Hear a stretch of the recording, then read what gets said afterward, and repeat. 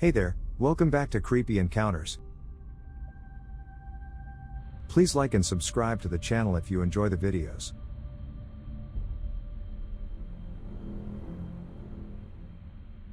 Serious, what is something scary that has happened to you that you cannot explain rationally?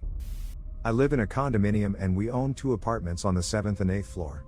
The only way to move in between them is to step out of the apartment, take the elevator or the staircase and enter the other one. One night, we ran out of ice cream upstairs and my mom told me to go get some from the downstairs freezer, so I took the keys to the 7th floor's apartment and since it was dinner time, no one was there. I walked into the pitch dark and realized that someone was sitting on the sofa, so I flipped the switch to see my dad just sitting there. It was kinda weird, but I just went to get the ice cream and asked if he had a key to lock up. No answer. I shrugged and thought, well, if he came in and locked the door behind him, he must have one. Went back upstairs and my dad was sitting there eating dinner. I freaked out and asked how the heck did he get up here so fast, and everyone told me that he's been here all this time. Told them it wasn't possible cause I just saw him downstairs, but no one believed me. Now I never go down there alone. Edit, to clear up some stuff, each our apartment doors are fitted with 3 types of locks. There's a gate which has its own keyhole and lock. We put another lock in it so you have to unlock this gate twice.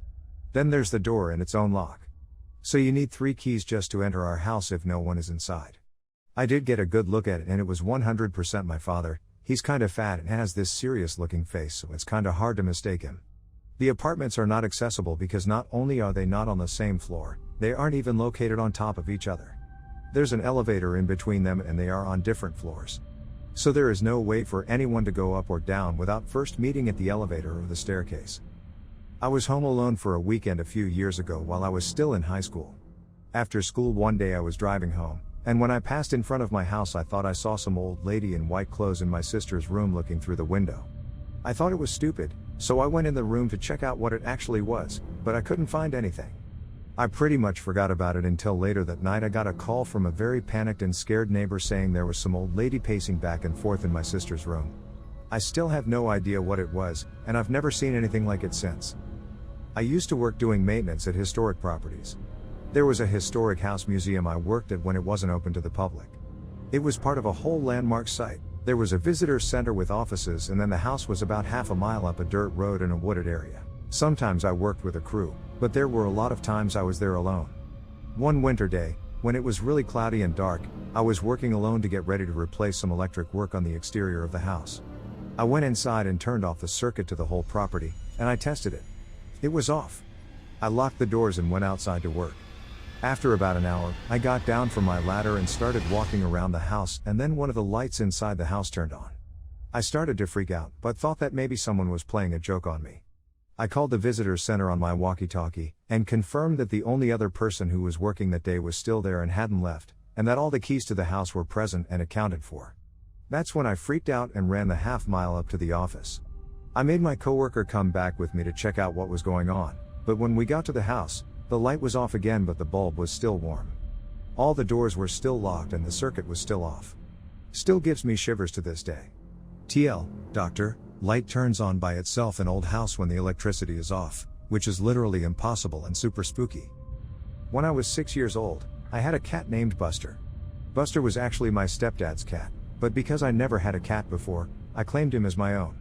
Suffice it to say, Buster didn't like being hugged and coddled all the time by a little child, so he hated me. He avoided me at all costs. He was also an outdoor cat, so he would often spend most days outside and then come in for the night. One night, Buster didn't come back in the house. We usually fed him at night, so I was worried. Our area was also well known for an abundance of coyotes. My parents were being a bit hush-hush about Buster's disappearance, but I didn't get the hint. That night, when I was drifting off to sleep, Buster jumped onto my bed. He lay down by my head and let me pet him until I fell asleep. Honestly, I was shocked because he had never done this before. The next morning, I triumphantly walked downstairs and related to my parents that Buster now loved me because he slept in my bed during the night. My parents looked at me inquisitively and sat me down at the breakfast table to let me know that while they were outside the night before, they had found Buster's body in the alley behind our house. They thought he had been harassed by a coyote. But, he was dead, so he couldn't have slept in my bed that night. To this day, I like to think that Buster just wanted to say goodbye and thank me for trying to love him in the only way a child knew how. My family owns a decent-sized horse boarding facility, And when we first had it going, we used to do bed check as a family. Bed check is just making sure all the lights and fans were off, as well as looking at the horses for injuries and that they had blankets during the winter. Well, we had just got back from eating out and it was a moonless night during fall. As we stepped out of the truck, this large light gray mass stood up and took off loping towards our pastures. It was about the size of a single cab pickup truck. It made no noises other than it hitting the ground as it ran. The only other proof that it was real to us was the horses that were turned out that night screamed and stampeded across the pasture it had jumped into. We did a double count of all the horses that night and not a single one was missing. I still have yet to see it again, and I hope I never do, or at least there is some explanation for it.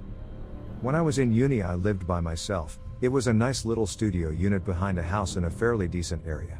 I would honestly think nothing of walking places at night. There was a 24-hour McDonald's and a 7-Eleven that I would walk to, often between 12 a.m. to 3 a.m. since I was a massive night owl.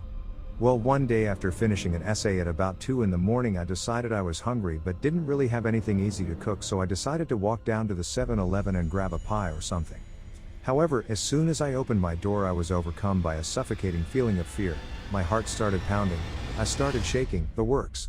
Telling myself that this was ridiculous, I walked out to the street with the intent to still go, but that was as far as I got. I was terrified for no reason that I could understand, but no less intensely despite that. I ran back inside and ate dry cereal. Later the next day, I heard about a group of drunk guys that were causing havoc down near the intersection at the 7-Eleven. They'd beaten up someone from my uni. Even though I can't explain it, I'm convinced something bad would have happened to me that night if I had ignored that feeling and gone anyway. I'm a little late, but screw it. I was in first grade, hanging out at recess with a friend. He was shooting some hoops outside and I was playing DS, sitting on the pavement. I remember him asking me if he could make a shot from halfway across the court. I told him he could try, but he probably wouldn't make it while looking at my DS. Suddenly, my dad asks me what I mean, and when I look up, I'm sitting on my living room carpet, talking to my dad, and it's dark out. I was sitting in the same position, playing the same game, same level, and same exact spot in the level. Everything continued normally that night, and I didn't tell anyone at the time, but looking back, it is really freaky. I thought it was a dream for the longest time, but thinking about it, it didn't really feel like a dream, and I don't really remember dreams that well. TLDR, teleported through space and time once. Pretty sure I lived in a haunted house for a while. Strange things. For one, I always felt like I was being watched in my room, and if I had the door open to the hallway, I would swear I'd see someone walk by out of the corner of my eye. We had 2 cats, and someone's they'd be in my room sleeping, and then all of a sudden they would sit bolt up and stare at the door, and nothing I did could move them for a long time. This happened often. One day in my bathroom, the shelf that had my sister's beauty stuff randomly lose hold of all of the items. The thing was, the shelf wasn't loose or hanging, and all the stuff had to bounce out of a 2-inch high lip into the sink. One time in the middle of the night, my sister's 100-plus-year-old dresser she got as a gift from our grandma just fell over. This thing weighed a ton and it was built like a tank. Sister said she heard the sound of someone pushing. Mom and sister used to yell at me for sneaking around the house, only I wasn't home or I was in my room. They said they saw a man in shadows that was about my height. One day we also ran into the old owner, and my mom casually asked the lady if she had ever experienced anything in the house. The lady started crying and said no one believed her, but yes, she experienced a lot of stuff. I moved out around that time. I do not miss that place.